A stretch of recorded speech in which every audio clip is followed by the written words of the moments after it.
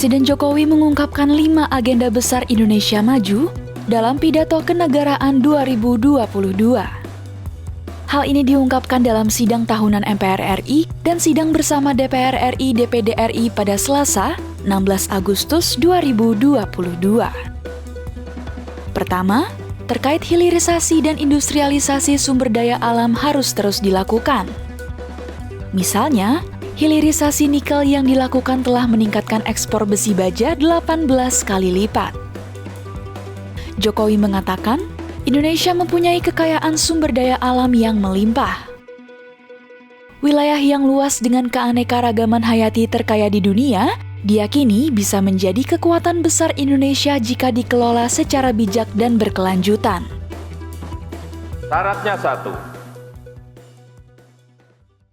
harus dihilirkan dan diindustrialisasikan di dalam negeri agar nilai tambah bisa maksimal untuk kepentingan nasional. Hal ini akan membuka lapangan kerja, meningkatkan ekspor, menghasilkan devisa, meningkatkan pendapatan negara, serta mendongkrak pertumbuhan ekonomi. Kedua, yaitu optimalisasi sumber energi bersih dan ekonomi hijau harus terus ditingkatkan. Persemaian dan rehabilitasi hutan tropis dan mangrove, serta rehabilitasi habitat laut akan terus dilakukan sehingga menjadi potensi besar penyerapan karbon. Menurut Jokowi, energi bersih dari panas matahari, angin, ombak laut, dan energi bio akan menarik industrialisasi penghasil produk-produk rendah emisi. Kawasan industri hijau di Kalimantan Utara akan menjadi Green Industrial Park terbesar di dunia. Saya optimis kita akan menjadi penghasil produk-produk hijau yang kompetitif di perdagangan internasional. Jokowi menyampaikan bahwa upaya itu dapat langsung disinergikan dengan program peningkatan produksi pangan dan energi bio, serta pemanfaatan kekayaan hayati laut, sehingga dapat menjadi kekuatan besar bagi produk pangan, farmasi, dan energi. Selanjutnya, hal ketiga yang ditekankan Jokowi yaitu perlindungan hukum, sosial, politik, dan ekonomi untuk rakyat harus terus diperkuat. Pemenuhan hak sipil dan praktek demokrasi, hak politik perempuan, dan kelompok marginal harus terus kita jamin. Hukum harus ditegakkan seadil-adilnya tanpa pandang bulu.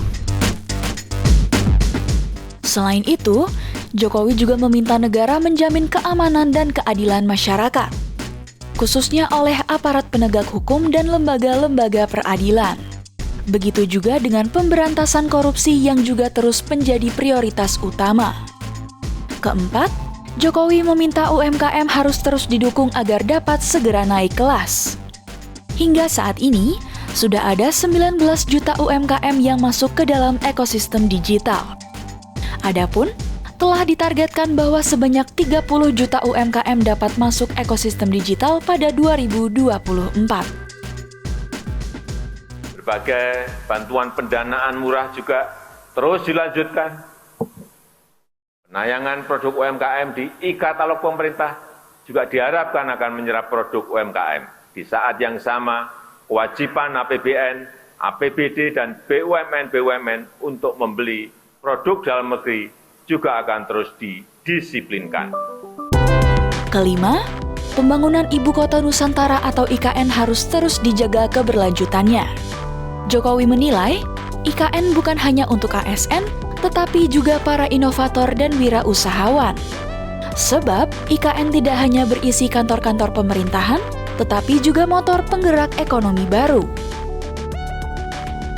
Bukan kota biasa, tetapi kota rimba dengan pelayanan pendidikan dan kesehatan kelas dunia.